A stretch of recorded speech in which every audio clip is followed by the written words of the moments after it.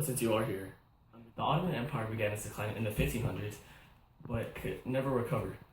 Throughout the 1600s and 1700s, they fought the Russians for the Black Sea, the Balkans, and other surrounding areas. France worried that the Ottoman Empire would collapse and would allow Russia to take control of the Eastern Mediterranean. So Britain and France did everything they could to keep the Ottoman Empire going. For example, in the Crimean War. Thank you for attending this meeting. We're here today to discuss how to make Japan a rich country with a strong army. How? With measure restoration. Look at this graph. This is the graph of Japan's productivity. Do you like this? No. I didn't think so. With the measure restoration, our productivity will improve. How? We're going to take all the power and we're going to centralize it in the hands of the elite. How do we centralize the power? I'm so glad you asked. You know the daimyo who hold much less power? They're out of here. And we're going to industrialize using our U.S. and European model. Oh.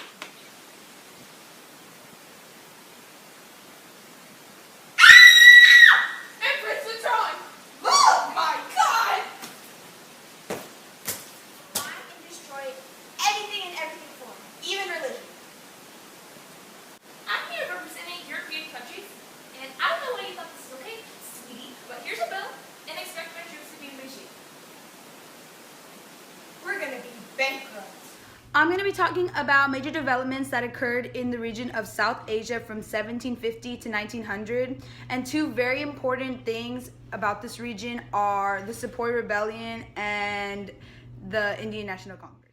To help administer the regions under control, the East India Company relied on Sepoys, who were essentially Indians that worked for the Brits mostly as soldiers. When the Sepoys learned that their bullet cartridges were greased with pork and beef fat, violating both Muslim and Hindu dietary laws, the Sepoys rebelled.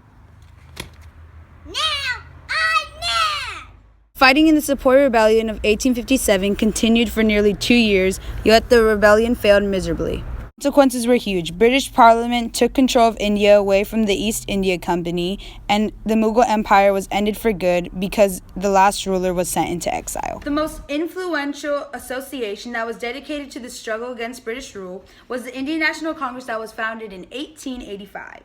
So, at first, the goal of the Congress was to collaborate with the British in order to have self-rule in India. However, after the Great War, the Congress pursued a goal in opposition to the British. Mohandas K. Gandhi transformed the Indian National Congress into an effective instrument of Indian nationalism. I'm Young, and today I will be talking about Africa. The slave trade in Africa had been finally abolished in the Europeans due to the Enlightenment philosophies that developed. Due to the new age of imperialism, the Europeans began carving out Africa and became what was known as the Scramble for Africa.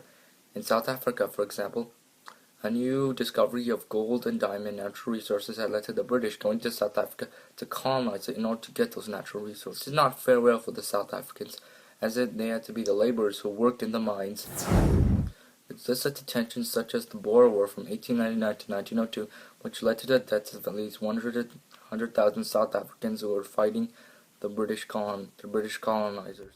In Europe, the Congress of Vienna was called upon by the 4 European powers who defeated Napoleon, and their first goal was to establish a balance of power in order to prevent imperialism. Their second goal was to prevent political revolutions, such as the French Revolution, and to maintain the status quo. A key term in the Industrial Revolution was liberalism, which motivated the English, American, and French revolutions.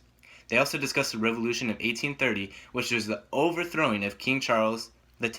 Basically, the middle and the working class united in order to drive the king into exile. And I'll be talking to you about the Americas. Starting off with the French and Indian War in 1756, in which the French enlisted native tribes to fight alongside them against the English.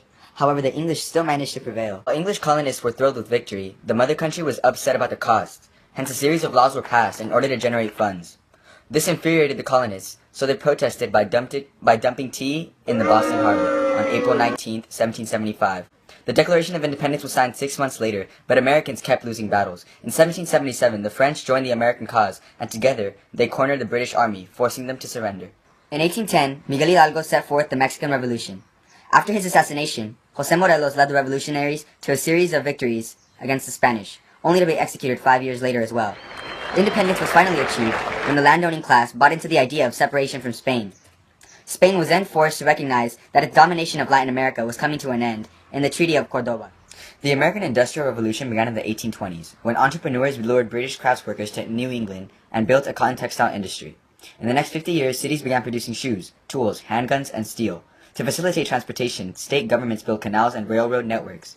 The vast size of the United States made abundant natural resources available, such as coal and iron. U.S. leaders declared war on Spain when their battleship Maine sank in Havana Harbor. After the Spanish fleet at Manila was destroyed by the U.S. Navy, they also took control of Guam and the Philippines, thus making the United States an imperial power.